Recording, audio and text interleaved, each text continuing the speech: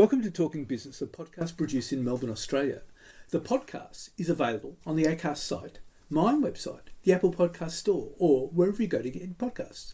Or you can get it at the Business Acumen website at www.businessacumen.biz or at Banking Day. For the most exclusive access to leading economists and business leaders from around the world, subscribe to Talking Business from my website, leongettler.com. I am Leon Gettler. My job is to review and monitor the week's news in business, finance and economics. I bring it all to you every week. This is episode number 39 in our series for 2024, and today's date is Friday, October the 25th. First, I'll be talking to Phil Zammit, Sydney-based VP for APJ, Greater China and India for communications and workstream collaboration company Avaya. We'll talk about how businesses can improve productivity.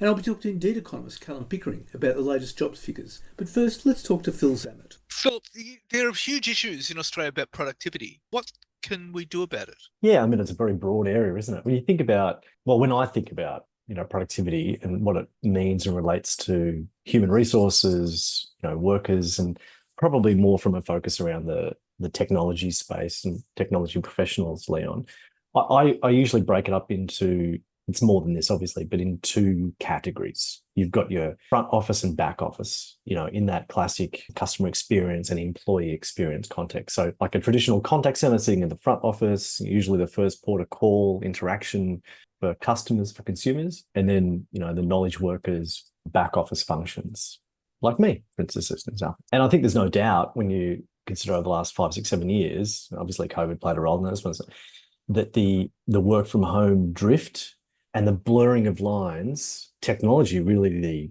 driver enabler for that, isn't it? The always on scenario. Probably aging myself, Leon, but kind of BlackBerry days, when you started just being attached to a device. And so I think the physical boundaries that became those delineation points, isn't it? You got into a car or public transport to go to work, they just started to get blurred, and then bang, I think the explosion overnight with COVID just completely removed those barriers and lines, isn't it? So productivity, in my view, kind of your ABS comment, becomes a harder thing to measure, I think, in many ways, because people's 9 to 5, 40-hour a week, whatever scenario, just is unusual these days, I think, increasingly. So productivity, when you think about that, is a little bit different, but I think merging between front office and back office. So I'll give you an example, if that's okay. If you think about a contact center agent today, and for an organization that runs contact centers, technology and the use of AI to remove serial work, things like transcribing a call, like this interaction that we're doing, post-call wrap-up notes that an agent has to do, he or she doesn't necessarily need to do anymore. That can be automated, and that can actually remove 10, 20, 30% of someone's workload, theoretically, which means that they don't necessarily have to work 9 to 8 now, isn't it? They can work 9 to 5 and sort of bring that back. And so productivity gain that can come as a result of that. I mean, I'll just pause there, Liam. The issue too is that with COVID and the technology gain that came with that, and I relate it very much to the Industrial Revolution, which changed everything. There was some productivity gain there too, because people didn't have to travel. It's true. And so they could do it from home. Conversely, you could work from home, but some of the day was taken up with taking the kids to school or, going out for a walk or a run or going out for a swim or whatever. And that would affect productivity as well into your working day. Correct. Which is spot on, isn't it? So that blurring of lines and mashing up of a, just like I was saying, so the delineation between work, personal time has just become, mashed up into kind of a homogenous sort of scenario. And I think the challenge, and back to your point about productivity, how do you measure productivity then, as you say, conversely in scenarios where productivity from an employer perspective, that becomes a little bit debatable then, isn't it? Because then if you think of it from a productivity from an employee point of view, and that's where obviously, the right to disconnect and maybe the feeling of disenfranchised is, well, hang on, I feel like I'm working, 98 hours a week here. And so there's kind of an almost like a philosophical debate occurring.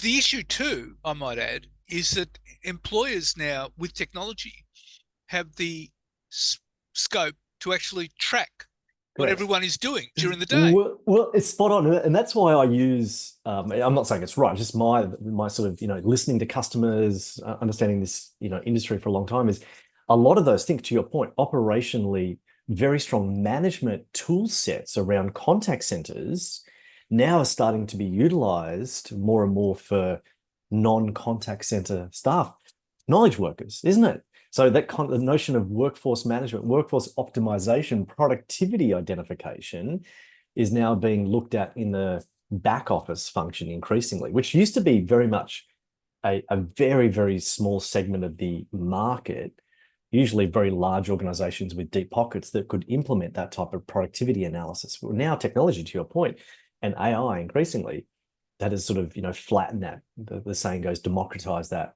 utilization. Question, therefore, I think, not necessarily putting words in your mouth, is there a question mark of now I'm being tracked on my productivity? And there's a sense of, well, big brother almost, isn't there, to a degree, coming into that scenario? It creates a lot of cultural questions. And people would regard that as quite intrusive. Totally. Well, I mean, and I think it's almost, to your point, if you go back to that industrial revolution sort of concept or metaphor, it's those tectonic shifts that happen really quickly, don't they? That usually create quite a lot of cultural, societal change, and typically then government intervention to kind of maybe pull that back a little bit. So I think, AI is that next wave on the top of, COVID as an example, where it's creating such a structural change, I think, in working behavior, working life, isn't it? Because in terms of always on, there's a question mark of the fact that you're always on these days, isn't it? Which becomes a big management issue for companies. It does. And again, back to that point, is it becomes a question, therefore, increasingly from employee point of view. I mean, I'm sure it's, as you know very, very well, so many documented cases of now large corporates putting out the statement to say, well, we're mandating 5 days a week back at work. And the maybe anecdotal at this stage, I'm not sure about research, you probably would know more than I do, of employees going, well, I'm going to vote with my feet here. I'm not going to go that path, So again, productivity becomes an interesting scenario in that equation, doesn't it? Because if you can't recruit and retain people because you want to move to a more maybe traditional model for the reasons you think are valid, well, then you're going to get into a very competitive, in Australia, certainly, very high services employee cost economy.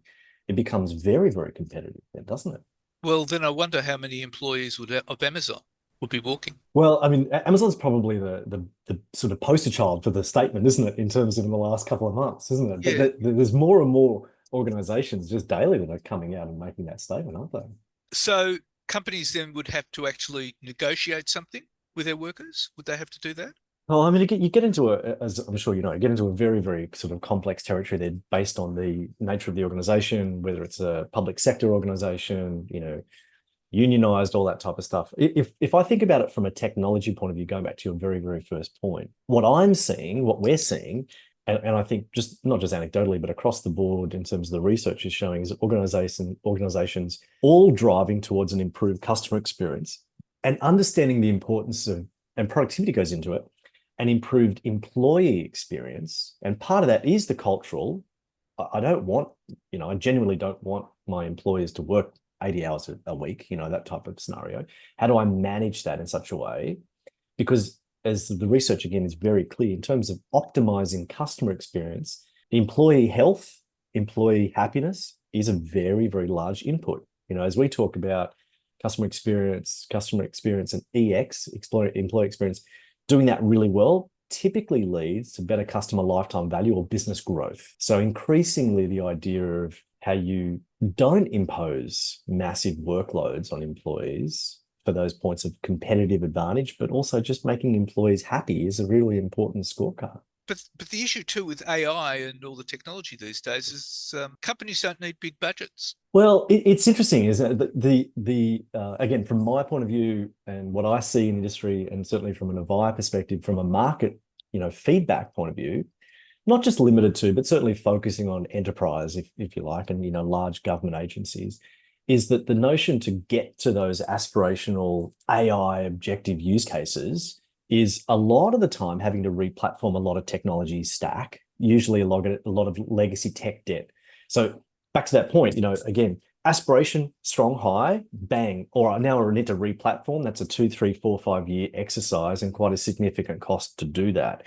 Whereas that our tagline of innovation without disruption is increasingly, if you can layer on those AI capabilities without having to rip and replace, is a very, very strong, industry driver that we're seeing. And we're seeing many, many organizations, large financial services organizations across APAC and in Australia, government agencies elect to go down that path. If I can not spend a dollar twice, as the saying goes, Leon, if I can maintain my infrastructure that's reliable, it's working, and usually very complex integrations done, and then without having to re-platform, put the AI capability, conversational AI, workforce management on top, then that story becomes very, very compelling, we believe. Conversely, though, it would also mean that the re-platforming, the company could say, well, that's a long-term objective, say over the next 5 to 10 years.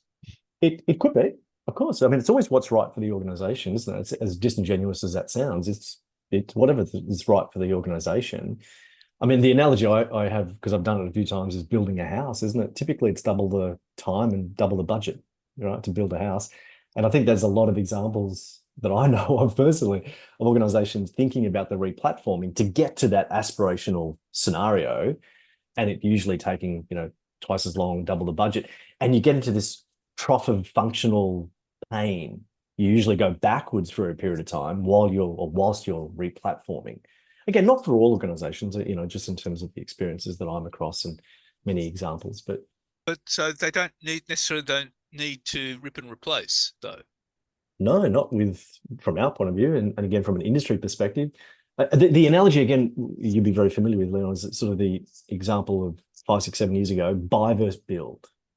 I think we're at a point now where, for a whole bunch of obvious reasons we don't need to go to, there's been a swing back towards buy versus building.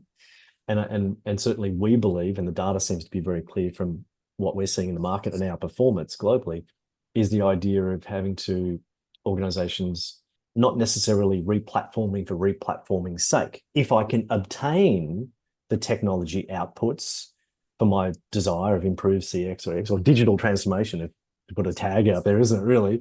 Then why wouldn't I do that if I can do that faster and at a much more economic rate? Okay, well, Phil, that's all fascinating and certainly food for thought. And thank you so much for your time. Leon, equally. Great to meet you as well. And now let's talk to Indeed economist Callum Pickering. Well, Callum, the job figures came out this week and they were quite good. The unemployment was steadied at 4.1% and there were a lot of jobs that were put up. Well, it was a really good jobs report. It was almost flawless, in fact. It pretty much ticked all the boxes in that employment growth was incredibly strong, up by around 64,000 people. The unemployment rate held steady at 4.1%, which is a good result. We saw a decline in the rate of underemployment to 6.3 from 6.5% a month ago. So it was just, pretty much good news across the board, which really does highlight just how resilient the Australian job market is. It continues to perform well above expectations, given that economic growth hasn't been all that flash. And that's obviously helping the nation, households deal with these cost of living pressures that we've been facing. The fact that we haven't really seen much of a spike in the unemployment rate has really held things together. When, given some of the challenges we have faced, things could have really gone pear-shaped. I was quite struck by the figures because the economy really has not looked that good. No, that's right. I mean, if you were to purely focus on economic growth, you would say, well, the economy is suffering from a severe downturn. The RBA should be cutting rates immediately. And then you turn your attention to the jobs market and it's, well, this is one of the tightest labour markets we've ever seen outside of, a year ago. The job market figures are comparable to where we were in the lead up to the GFC, when we had one of the tightest labour markets we'd ever seen. So it's very difficult to square away the economic growth figures on one hand against what we are seeing in the job market on the other, because month after month after month, the job figures exceed expectations. Everyone expects the unemployment rate to continue to go up, and yet here we are, 4.1%, which is just a incredibly strong result at this point in the economic cycle. How much has the employment increased by in Australia over the past year? Well, over the past year, up by around 435,000 people, which is Very big number. So to put this into perspective, we were tracking below 300,000 in the lead up to the pandemic, on an annual basis. And we've been tracking in this sort of low 400,000 range for much of the past probably 12 to 18 months. So there was this expectation that employment growth and annual employment growth was going to begin to ease, that it was going to come off quite significantly from where it was a couple of years ago. That hasn't happened. Month after month after month, we continue to see these really strong employment figures. So it's holding together and proven to be much more resilient than we expected. Well, this was unheard of before the pandemic. Well, that's right. I mean, there were occasions where we would touch an annual figure of 400,000, but that was in boom conditions. I mean, that was when everything was going our way. Whereas you look at the past 12 months and you would say the exact opposite, right? Economic growth is pretty dreadful. Inflation has obviously been an issue. You would expect employment growth to slow. You would expect job creation to slow as well. And it just really hasn't happened. It's defying all expectations. How much of it was it full-time employment? So full-time employment has been, pretty strong over the past year, and particularly over the past 6 months. It's accounting for around 2/3 of employment gains over that period, which is a good result. So what that indicates is that the economy is not just creating jobs, it's creating high-quality full-time opportunities. They're well-paying jobs. So that's always, typically we view that as being a sign of a healthy economy. Now, right now, things are a little bit more complicated than that because we know on the economic growth side that things aren't all that healthy. But at the very least, the jobs that are being created are good jobs. And I think that, again, highlights just how resilient the job market has been. What about the underemployment? Well, underemployment dropped to 6.3% from 6.5% a month ago. So that's another good sign. Okay, so that indicates that people who want more hours are finding those hours. So that's another sign of underutilization. So we don't just like to focus on the unemployment rate. We also like to focus on the underemployment rate, and you put those two together and you get a real sense of just how tight or loose a job market is. Right now, the rate of underutilization, which is unemployment plus underemployment, is at 10.4%, which is down from 10.6% a month ago. And that again is a number that is very low by historical standards. It's increased a little bit compared to 18 months ago, 2 years ago, but it's still well below where we were before the pandemic began. So it again highlights just how tight the labour market is. And that's contrary to all expectations. Yeah, once again, I mean, there was an expectation that things would unravel a little bit, and it's not quite happening that way. We have seen an increase over the past year, but certainly not a major one. And the fact that we did see a pretty significant decline in the month of September certainly was somewhat unexpected. Certainly, though, the jobs figures would indicate drivers of inflation, wouldn't it? Well, typically you would expect that, yes, because a very tight labour market typically results in wage pressures, which then feed through to the price of goods and services. That could certainly be the case this time as well. It certainly should support wage growth in the near term, but certainly the headline and even some of the underlying measures of inflation, such as the trend mean that the RBA likes to focus on, are going to be impacted to a pretty large degree by some of the government subsidies that have come through recently.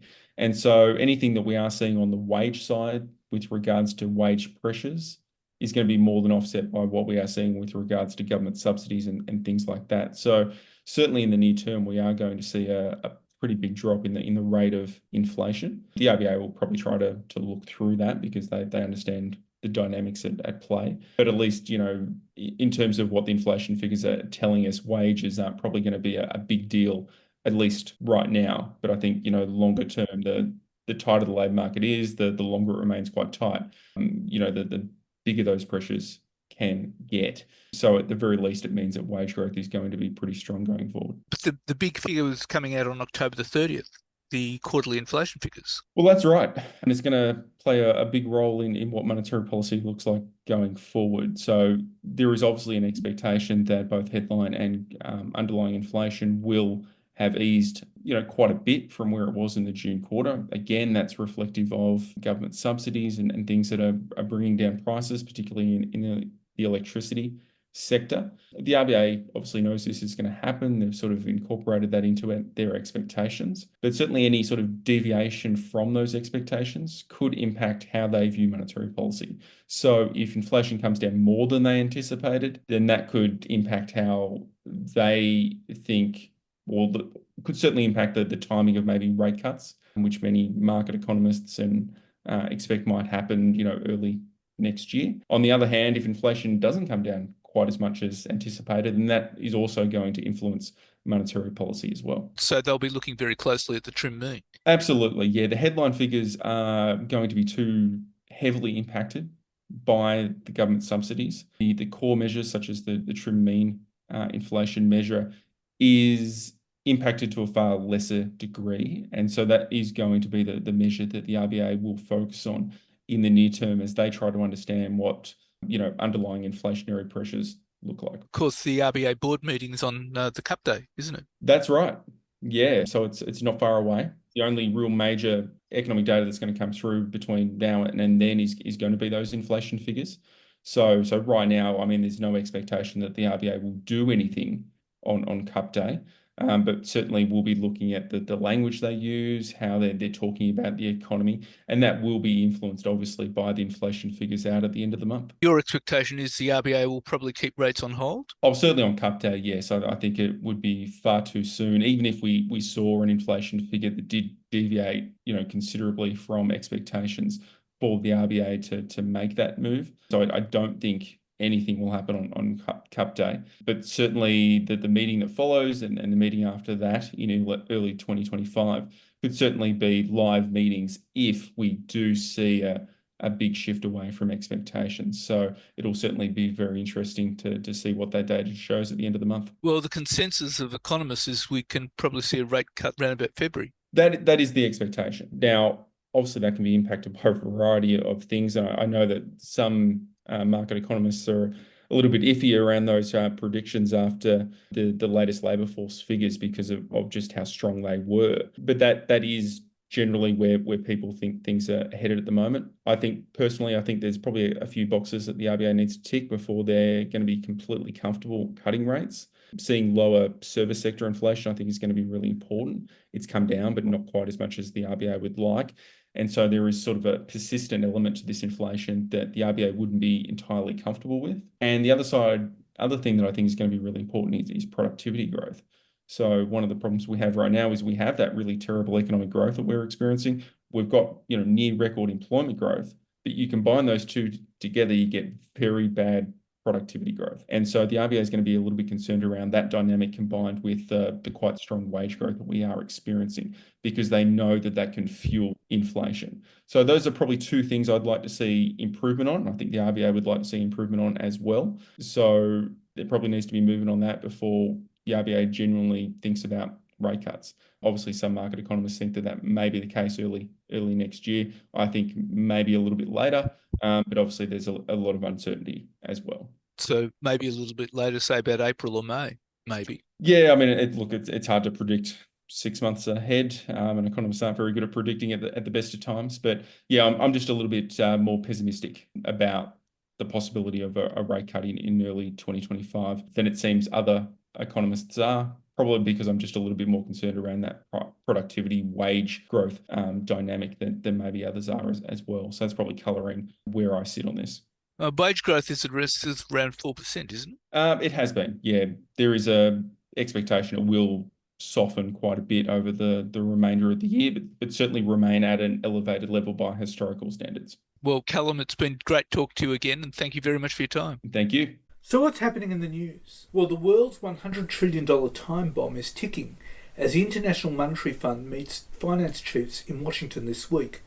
2 weeks ahead of a potentially era-defining US election, ministers and central bankers gathering in the nation's capital face intensifying calls to get their fiscal houses in order while they still can. The fund, whose annual meeting begins there on Monday, has already pointed to some of the themes it hopes to press home with a barrage of projections and studies on the global economy in coming days. The IMF's Fiscal Monitor on Wednesday will feature a warning that public debt levels are set to reach $100 trillion this year, driven by China and the US. Managing Director Kristalina Georgieva, in a speech on Thursday, stressed how that mountain of borrowing is weighing on the world. Our forecasts point to an unforgiving combination of low growth and high debt, a difficult future, she said. Governments must work to reduce debt and rebuild buffers for the next shock, which will surely come, and maybe sooner than we expect. As for the biggest borrowers of all, the glimpse of the IMF's report already published contains a grim admonishment. Your public finances are everyone's problem. Elevated debt levels and uncertainty surrounding fiscal policies in systematically important countries such as China and the United States can generate significant spillovers in the form of higher borrowing costs and debt-related risks in other economies, the fund said. And in Australia, the IMF's meagre 1.2% growth projected for 2024 is expected to pick up to 2.1% in 2025. But it warns that Australia's inflation outlook is less optimistic, with consumer price growth to hold at 3.3% through 2024 and 2025.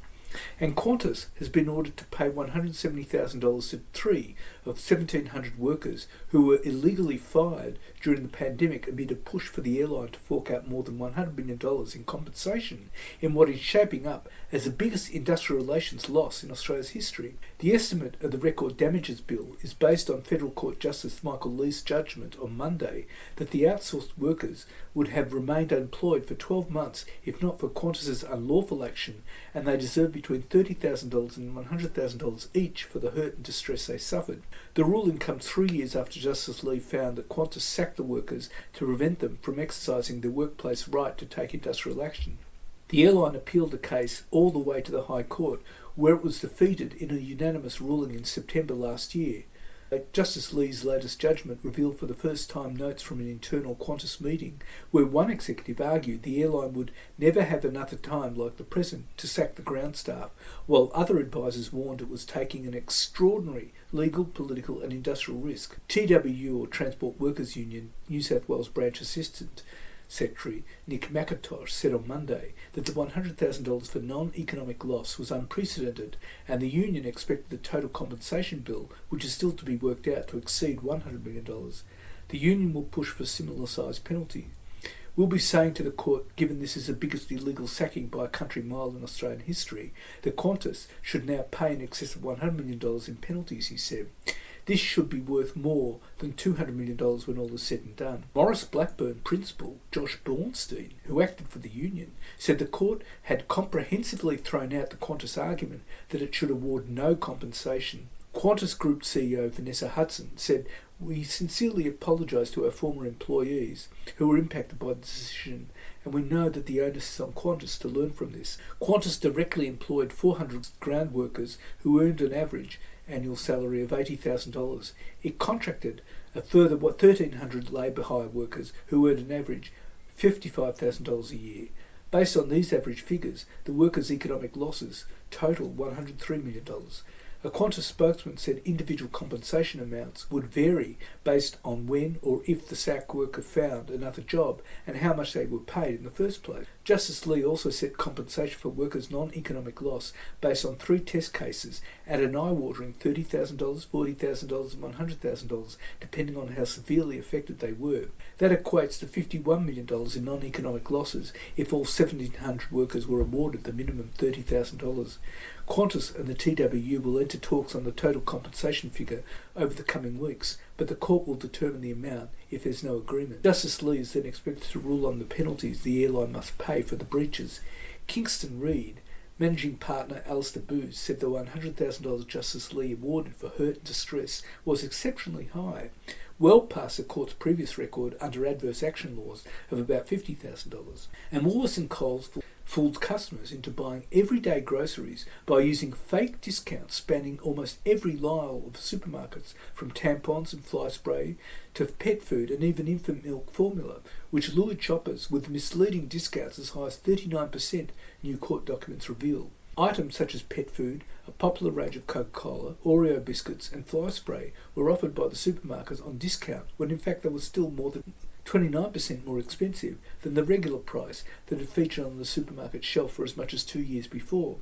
The true breadth of the alleged conspiracy has been laid bare in fresh court documents that were lodged with the Federal Court by the Australian Competition and Consumer Commission, which paint a picture of fake or illusory discounts across dozens of food and grocery categories at both supermarket giants. Raid Night and Day Mozzie Spray was top of the fake discounts for Woolworths, according to court documents lodged by the ACCC, with its discount price actually 39% above the regular price. Lucky Dog Pet Food had similar fake discounts that were in fact 33% above the the regular sale price, while Coca-Cola had discounts 28% above the regular price. Other items, such as Oreo biscuits, were 29% above the actual cost, with the regulator detailing the journey each supermarket retailer took to pump up shelf prices and then reduce them only slightly in order to tempt the shopper with what they thought were genuine discounts. Both supermarkets, the regulator has alleged, inflated shelf prices and then later offered, which were in fact still more expensive than the average selling price in the year or years before, advertising them as real savings when in fact they were not. In meticulous detail, the ACCC has provided to the court the unfolding alleged conspiracy perpetrated by both Woolworths and Coles that roped in more than 250 standard food and grocery items that most Australians would put in their baskets. The shopping list of fake discounts covers dozens of categories such as dairy, pet food, personal care, medicine, coffee, confectionery, snacks, breakfast cereal, pasta, household cleaning and soft drinks. And a senior male manager at Nine Entertainment is the subject of an investigation into an alleged rape reported by a junior female staff member as part of the media company's independent review. Lawyers at firm Ashurst this month spoke with the woman, who has engaged her own legal team, about an alleged incident that took place after end-of-year celebrations in 2019 near Nine's then headquarters at Willoughby on Sydney's North Shore. It is claimed the male manager and the woman left the work function together and returned to the woman's home, where the alleged sexual assault subsequently occurred. The woman initially provided details of the alleged incident as part of the consultancy firm Intersections review into Nine's workplace culture. The woman has since provided Ashurst with details of the alleged incident, including her claims of bullying that resulted in her leaving the company in early 2022. The male manager and the younger woman did not work in Nine's News and Current Affairs division. It's understood there was another senior female manager present at the time the young woman was being plied with alcohol by the male manager at the work function. At this stage, the matter has not been reported to police. The female employee later signed a deed of release and was given a 5-figure payout in 2022. She claimed she was managed out of the business by another senior male manager. She did not report the alleged sexual assault to the company at the time of her departure. Nine, which has 5,000 employees, has engaged third parties, including lawyers, to investigate some matters that were raised as part of the Intersections review into the culture at the media company. And billionaire Richard White has now signed at least 2 non-disclosure agreements with ex-lovers, with the abandonment of his legal fight with Sydney beauty entrepreneur Linda Rogan, bringing an end to a 3-week saga that has cost the White's tech founder billions. Mr. White, who has an estimated wealth of almost $15 billion, had pursued Ms. Rogan for bankruptcy in a matter regarding $91,000 in furniture she had purchased for a secret $13.1 million mansion in Sydney's Vaucluse he had purchased for her to live in. But it was revealed on Tuesday that the legal case between Mr. White and Ms. Rogan had ended when Ms. Rogan filed a notice of discontinuance with the federal court. It is understood a settlement between the pair was agreed, potentially worth more than $1 million to Ms. Rogan, an owner of laser clinics franchises in Sydney, Queensland and New Zealand. A non-disclosure agreement was also struck. WiseTech's chief executive has faced other allegations from women revolving around him sharing business advice before turning the relationship into a sexual one. Mr. White's stake in WiseTech has fallen about $3.5 billion in that time, as a technology company's share price slumped after a series of revelations about its founder and biggest shareholder. Mr. White pursued the bankruptcy action after Ms. Rogan had successfully sought a garnishee order last year on his Westpac bank account for about $91,000, a sum she alleged she shelled out on luxury furniture for a Vaucluse mansion Mr. White secretly purchased for her in September 2022. The billionaire allegedly locked Ms. Rogan out of her house after their affair was discovered by his now wife, Zena Nasser. Jenna Richards accused Mr. White of offering business advice in exchange for sex, including the billionaire gifting Ms. Richards a bunch of flowers containing a sex toy. Ms. Richards said her first contact with Mr. White was in December last year, after she messaged him on LinkedIn, hoping for suggestions on how to expand a private psychology practice. The 38-year-old claimed Mr. White suggested she read at least 10 business books, including the Inserto series by Nassim Taleb, and shared other entrepreneurial advice on dozens of messages and FaceTime discussions. Mr. White bought a house for another woman he was involved with, Marsha Kensel, in 2018 in Sydney's Lane Cove. A falling out between Ms. Kensel and Mr. White led to her taking legal action. And Mineral Resources Chairman James McClements has confirmed that the board is investigating revelations that Managing Director Chris Ellison operated an offshore tax evasion scheme the group's billionaire founder described on Sunday as a serious lapse of judgment. Mr. McClements said the board had engaged outside legal counsel, but he denied that Mr. Ellison's actions were improper and said the board had full confidence in Mr. Ellison and his leadership of the MinRes executive team. Mr. Ellison has become one of Australia's richest people largely through his 11.5% stake in the $9 billion iron ore and lithium miner he established in 1992. The alleged scheme involved a company that Mr. Ellison incorporated in the British Virgin Islands in 2003, Far East Equipment Holdings Limited. Tax office documents show Far East reported $6.6 million in profit from MinRes payments in the 3 years after the July 2006 float, which acted as a drag on shareholder earnings. From May 2003 to 2009, MinRes staff bought machinery, but paperwork later showed the equipment was purchased by Far East Equipment Holdings Limited. Far East would sell crushers, ball mills, patching plants and other equipment to MinRes companies for multiples of the original cost, and the West Australian Mining Company would then use the inflated purchase price to claim depreciation in its tax returns. Windfall profits were shared between Mr. Ellison and 4 other senior executives. Mr. McClements described the payments as sales contracts settled before the July 2006 initial public offering. However, tax office documents also record changes in the offshore structure well after the IPO date, as well as machinery purchased by Far East using MinRes funds and additional MinRes payments to other companies in the British Virgin Islands controlled by Mr. Ellison. The MinRes chairman characterised the scheme as a private tax issue for Mr. Ellison, with no reference to other executives. As to his private tax matters, Mr. Ellison self-reported to the Australian Taxation Office, repaid amounts owed, disclosed these matters to the board. While this does not diminish what happened, Mr. Ellison profoundly regrets his errors of judgment. Mr. McClements did not state what the board learned of Mr. Ellison's offshore arrangements. However, the settlement required MinRes to repay an estimated $3 million in depreciation claims which it had booked against the inflated prices paid to Far East. And the nation's peak business group will propose a $10 billion federal plan to build more homes and slash the cost of construction in an ambitious bid to revive a reform template from the 1990s to fix the housing crisis that takes aim at stamp duty and obstructionist local councils. The Business Council of Australia will forecast a boost to housing supply and a jump in economic growth from the plan to offer financial reward to states and territories if they remove barriers to new housing projects. But the proposal requires the federal government to set up a new fund to offer the financial incentives when Prime Minister Anthony Albanese and his colleagues are focused on $32 billion in other housing measures. The Business Council claims that it could repeat the gains Australia made from national competition reforms in the 1990s, which were estimated to add tens of billions of dollars to the economy when Canberra and the states agreed on big reforms.